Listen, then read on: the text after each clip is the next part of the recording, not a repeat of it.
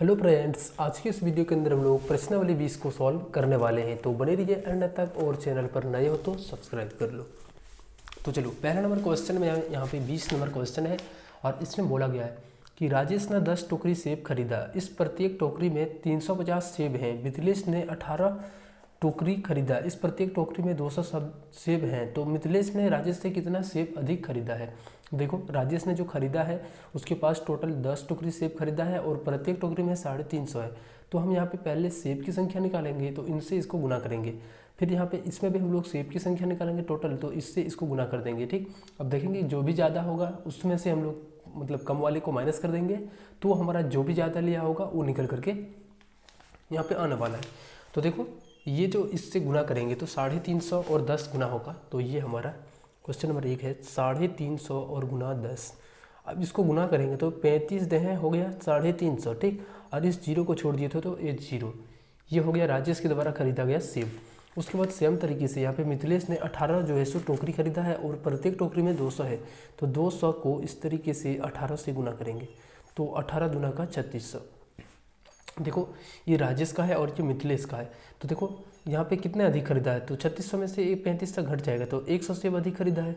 किसने खरीदा है 100 सेब अधिक, तो ये मिथिलेश ने, क्योंकि ये मिथिलेश के द्वारा है और ये उसके द्वारा, यानी क्या था वो, राजेश के द्वारा। तो इस तरीके से सॉल्व करना है। दूसरा नंबर क्वेश्चन है, दो संख्याओं का योगफल इतना है, इनमें से एक संख्या है इतना है, तो दोनों संख्याओं का गुना करें। देखो, दो संख्याओं का योगफल इतना है, एक संख्या इतना है, तो दोनों संख्याओं का गुना निकालना है। देखो, पहले यहाँ पे दो संख्याओं का योगफल जो है सो 205 दे करके रखा है। उनमें से हमें एक संख्या पता है और दूसरी संख्या नहीं पता है, तो यहाँ पे हम लोग दूसरी संख्या को यहाँ पे दूसरी संख्या लिख देते हैं और इसको हम लोग निकाल लेंगे। यहाँ दूसरी संख्या कैसे निकलेगा, देखो 205 हो गया और ये 145 इधर जाएगा, तो माइनस का 145। अब इसको सॉल्व करेंगे तो ये 0, 10 में से 4 जाएगा तो 6, तो ये दूसरी संख्या हमारा जो हो जाएगा वो 60 हो जाएगा।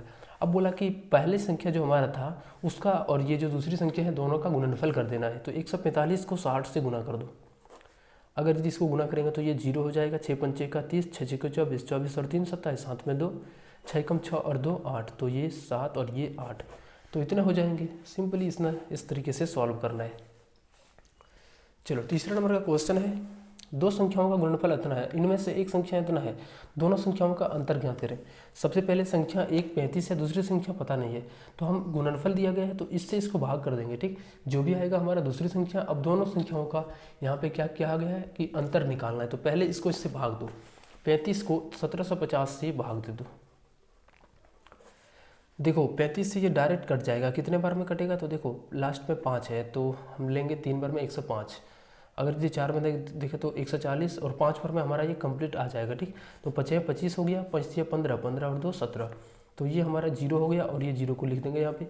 तो दूसरी संख्या हमारा 50 है और पहली संख्या जो दिया गया था वो 15 था, तो यहाँ पे कितना था, 35 था। अब इन दोनों संख्याओं का अंतर ये हो गया हमारा दूसरी संख्या और एक पहली संख्या था हमारा वो 35 था, तो दोनों का अंतर कर देंगे तो ये 15 हो जाएगा। तो इस तरीके से सॉल्व करना है। चौथा नंबर का प्रश्न है और यहाँ पे दो संख्याओं का गुणनफल इतना है, तो इनमें से एक संख्या इतना है, तो दोनों संख्याओं का क्या बोला गया है, योगफल ज्ञात करें। सबसे पहले देखो, ये हमारा दो संख्याओं का गुणनफल है। हम लोगों ने पढ़ा था कि पहली संख्या गुना दूसरी संख्या का गुणनफल जो होता था वो क्या होता था, बराबर में अगर यदि दिया होता था और एक संख्या दिया होता था तो हम लोग वहाँ पे क्या करते थे, दूसरी संख्या के लिए इससे इसको भाग लगा देते थे। तो यहाँ पे इससे इसको भाग लगा देना है। यहाँ पे 30,000 है ना और यहाँ पे 600। देखो, ये 30,000 इस तरीके से दिया गया है और ये दूसरी हमारा 600 संख्या, ये मतलब गुणनफल है और ये हमारा एक संख्या है, तो हमें दूसरी संख्या के लिए इसको भाग लगाएंगे। 6 से लगाएंगे तो ये कितना बार में, 50 बार में, यानी जो दूसरी संख्या हमारा हो जाएगी वो कितने हो जाएंगे, 50। अब देखो यहाँ पे क्या है कि दोनों संख्याओं का योगफल, तो ये हमारा एक पहला संख्या 600 था और जो दूसरा संख्या निकल करके आया है 50, इन दोनों का योगफल यानी जोड़ देंगे, 600 जोड़ 50, तो कितने हो जाएंगे, 650। तो इस तरीके से सॉल्व करना है।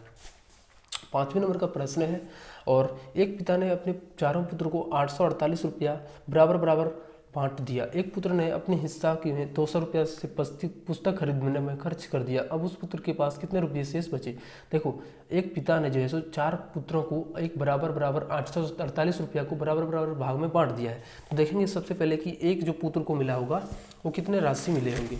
देखो, ये 848 हमारा टोटल था, इसमें से 4 बेटा था, तो 4 को हम यहाँ पे भाग करेंगे, एक का निकल करके आ जाएगा। 4 से देंगे तो ये कितने बार में, 2 बार में, 1 बार में और ये 4 बार में। एक कितने बार में, 2 बार में जाएगा ना। हाँ, तो एक जो बच्चे का मिल गया, एक पुत्र का 212 टका। अब जो 2 पुत्र है थे वो 200 रुपये का पुस्तक खरीद लिया, तो बचा कितना, 212 में से 200 जाएगा तो 212 रुपया। तो यही हमारा इसका आंसर हो जाएगा। चलो नेक्स्ट वाले क्वेश्चन यहाँ पर हम लोग 6 नंबर क्वेश्चन को सॉल्व करते हैं। यहाँ पे बोला गया है शादी के अवसर पर 700 लीटर दूध 10 रुपये प्रति लीटर की दर से तथा 300 लीटर दूध 12 रुपये प्रति लीटर की दर से खरीदा गया। पूरा दूध खरीदने में कुल कितने समय लगा, कितना खर्च लगा। ठीक, देखो 700 लीटर दूध यहाँ पे 10 रुपये प्रति लीटर और दूसरी तरफ 300 लीटर दूध 12 रुपये प्रति लीटर।